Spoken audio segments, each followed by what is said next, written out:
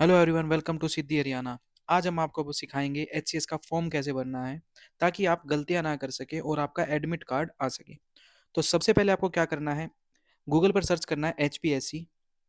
HPSC search करने के बाद आपको फर्स्ट वाले उसमें जाना है। तो इसमें क्या होगा, आप एडवर्टाइजमेंट पे जैसे ही जाएंगे, उस पर क्लिक करेंगे तो आपको मिलेगा एडवर्टाइजमेंट नंबर 58। वहां पर आपको अप्लाई पे क्लिक करना है।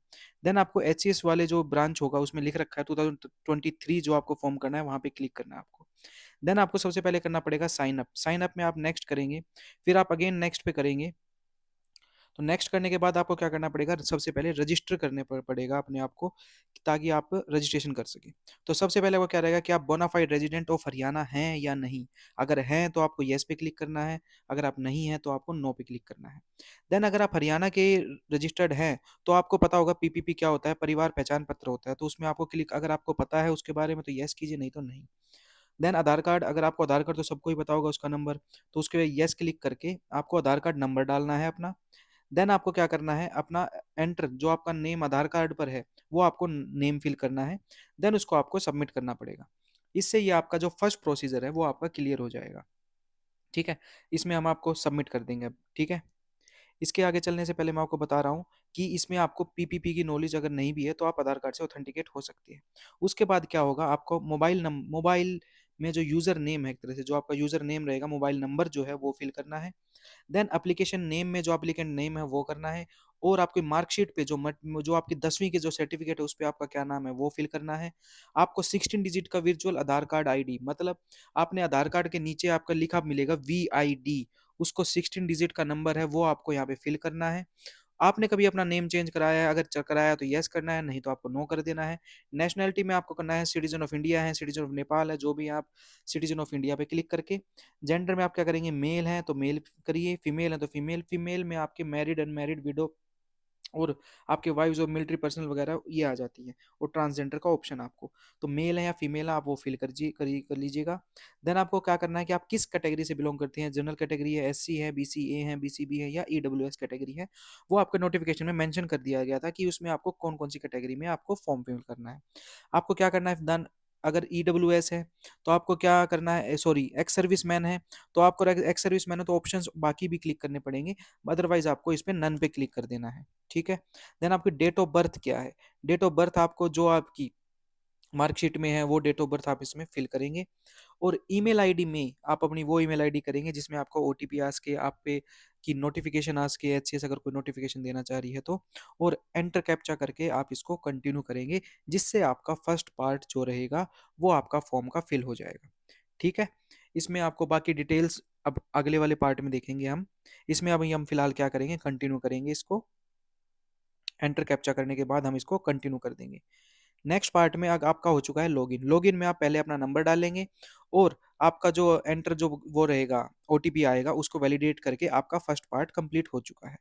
देन आपको क्या करना है, ये आपका फर्स्ट रजिस्ट्रेशन इन्फॉर्मेशन, आपकी पहली रजिस्ट्रेशन इन्फॉर्मेशन हो चुकी है। अब आपको इसमें नेक्स्ट कर देना है। ठीक है, अब इसमें आपको क्या करना है, सबसे पहले अपने मदर्स का नेम रखना लिखना पड़ेगा। देन आपका फादर्स नेम।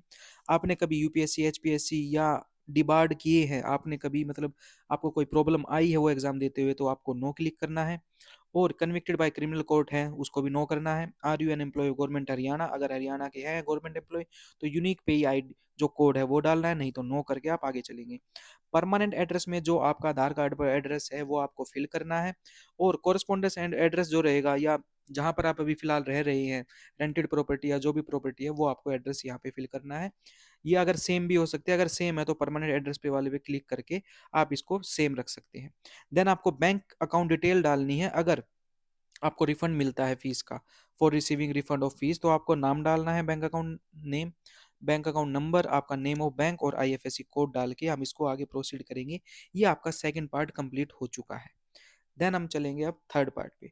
थर्ड पार्ट में आपको सबसे पहले अपनी फोटो डालनी है जो रहेगी 132 पिक्सल इंटू 170 पिक्सल और 160 पिक्सल टू 204 पिक्सल की। ये आपको पेंट में जाके अलग से इसको इस वीडियो भी देख सकते हैं आप यूट्यूब से, उसके आप रिसाइज करके आप इसमें चूज़ फाइल करके अपनी जेपीजी फाइल को इसमें अपलोड कर देना है। इसके बाद ये सारा काम कंप्लीट होने के बाद आपको 10th की और 10th जो 12th की मार्कशीट थी वो आपकी उसमें डालनी है। देन इसके बाद क्या रहेगा, आपकी बैचलर की क्वालिफिकेशन डलेगी।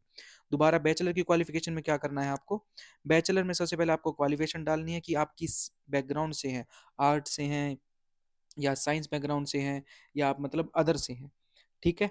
तो इसमें सेलेक्ट बैचलर वाला करेंगे, आर्ट साइंस कॉमर्स और इक्विवेलेंट डिग्री, इक्विवेलेंट डिग्री से है, अगर इंजीनियर हैं तो इक्विवेलेंट डिग्री रहेगी।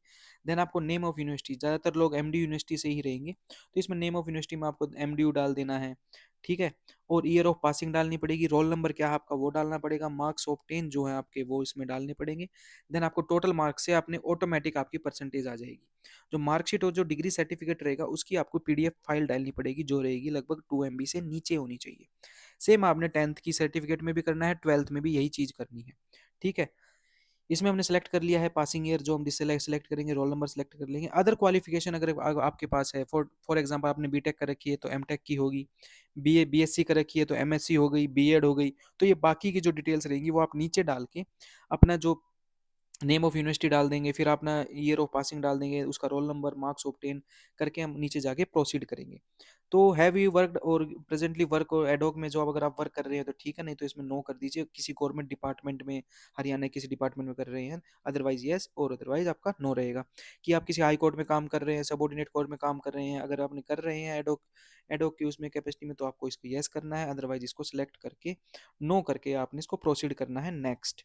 आपका आपका क्या रहेगा, ऑप्शनल सब्जेक्ट, 29 ऑप्शनल में से आपको एक सब्जेक्ट ऑप्शनल का चूज करना पड़ेगा। जो भी आपका ऑप्शनल सब्जेक्ट है वो आप इसमें चूज करेंगे, ताकि आप मेंस में अपना एग्जाम दे सके। आपने जैसे मैंने इसमें सोशियोलॉजी ऑप्शनल आपका चूज कर दिया है। अब इसमें क्या है, सिलेक्ट जॉब प्रेफरेंसेस, आप अपने अकॉर्डिंग आपको जॉब प्रेफरेंसेस है। फॉर एग्जांपल आप क्या पता डीएसपी ही बनना चाहते हो तो आप डीएसपी को फर्स्ट नंबर पे रख लें। अगर आप एसडीएम बनना चाहते हैं तो उसको फर्स्ट पे रखें। ईटीओ बनना चाहते हैं, एक्साइज इंस्पेक्शन ऑफिसर बनना चाहते हैं, तो उसको जैसे फर्स्ट सेकंड थर्ड अपने अकॉर्डिंगली उनको अपने प्रेफरेंसेस के अकॉर्डिंग उनको चूज कर लीजिएगा। एक सबसे बड़ी बात इसमें ये रहेगी, अगर आप डीएसपी की पोस्ट के लिए अप्लाई कर रहे हैं तो आपकी हाइट इन सेंटीमीटर में होना, मतलब हाइट अकॉर्डिंग टू डीएसपी की जो पोस्ट है वो होना जरूरी है। वो आपकी नोटिफिकेशन में मेंशन है, जैसे 5'7" से ऊपर हाइट रखी गई है मेल की, ठीक है। तो उसमें आपको हाइट अपने अकॉर्डिंगली देखनी पड़ेगी आपको, कि अगर आप एलिजिबल हैं डीएसपी की पोस्ट के लिए तो आप मेंशन करेंगे सेकंड पोस्ट पे डीएसपी की, अदरवाइज आपको ये अपना नेग्लेक्ट करनी पड़ेगी और अदरवाइज आप इसके लिए एलिजिबल नहीं है, ठीक है। इसमें पहले जैसे बीडीपीओ आप करेंगे, जैसे block development and panchayat officer रहेगा, ट्रैफिक मैनेजर है, डिस्ट्रिक्ट फूड सप्लाई ऑफिसर है, असिस्टेंट एम्प्लॉयमेंट ऑफिसर है, और एक क्लास आपकी नायब तहसीलदार, जिसमें लगभग आपकी बहुत सारी पोस्ट आई हुई है अब नायब तहसीलदार की, वो इसमें हम फिल करेंगे, ठीक है। ये आपका एक तरह से फोर्थ प्रोसीजर रहेगा, फोर्थ पार्ट आपका ये एक तरह से कंप्लीट हो जाएगा, ठीक है। इसमें अगर हाइट आपकी है एलिजिबिलिटी में तो आप इसमें हाइट डालेंगे और आगे कर देंगे। अब आपको पेमेंट करनी है सीधा इसके बाद पेमेंट में अगर आप प्रोसीड करेंगे तो जितनी भी आपकी फीस पेमेंट की रहेगी वो क्रेडिट कार्ड, डेबिट कार्ड या नेट बैंकिंग या यूपीआई बैंकिंग से आप इसको पे कर सकते हैं। अपनी यूपीआई से डाल के इसमें अपना कार्ड नंबर डाल के या यूपीआई से आप इसमें मेक पेमेंट पे जाके आप अपनी पेमेंट को प्रोसीड कर सकते हैं, ठीक है। पेमेंट करने के बाद आपका कंप्लीट हो चुका है फॉर्म, डाउनलोड एप्लीकेशन फॉर्म करेंगे। आपको डाउनलोड एप्लीकेशन फॉर्म हो जाएगा, डाउनलोड पेमेंट रिसिप्ट भी करेंगे, इससे आपकी रिसिप्ट भी डाउनलोड हो जाएगी। सबसे बड़ी चीज़ अब हम इसमें क्या करेंगे, आपके डाउनलोड होने के बाद जो एप्लीकेशन फॉर्म रहेगा उसमें आप क्या करेंगे, सबसे पहली चीज आपको डाउनलोड फॉर्म करने के बाद साइन करके आपने दोबारा ये अपलोड करना है, जिसकी साइज 2 MB से कम रहेगा। उसमें आई हैव फिल्ड दिस और चूज ऑप्शन में जाके आपने जो लेस देन 2 MB है उसको प्रिंट आउट निकाल के साइन करके डेट डाल के आपने प्रोसीड कर देना है। इसके बाद आपका फॉर्म कंप्लीट माना जाएगा। देन आपका फॉर्म कंप्लीट माना जाएगा। इसमें आपका विद सिग्नेचर, डेट क्या है, प्लेस क्या है, वो विद सिग्नेचर आपका ऑटोमेटिक देन आपका कंप्लीट माना जाएगा। उससे पहले आप ये ना सोचें कि आपका फॉर्म फिल पूरा हो चुका है, ठीक है। ये चीज़ बहुत इंपॉर्टेंट है। दोबारा आपको डॉक्यूमेंट अपलोड करना पड़ेगा, प्रिंट आउट निकाल के साइन करके उसको दोबारा आपको पीडीएफ में डाल के आपको कंप्लीट किया जाएगा। इससे ही आपका फॉर्म